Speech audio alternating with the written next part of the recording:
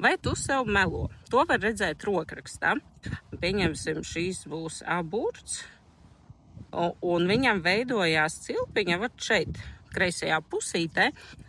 Tie ir meli sev saistībā ar darbu vai mācībām. Ja pieņemsim, tev izveidojas cilpiņa oburtā šajā pusītē, tie būs meli sev saistībā ar privāto dzīvi, visiem radiniekiem, kas ir par kaut ko, vai visu labāku redzi, vai visu sliktāku.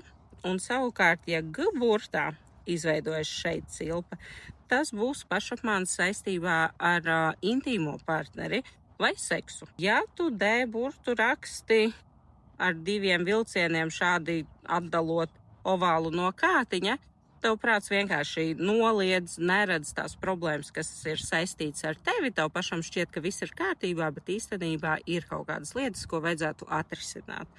Vai tev ir kāda no šīm pazīmēm? Varbūt tu zini kādu citu cilvēku, kura rokrakstā ir šīs pazīmes. Droši rakst komentāros.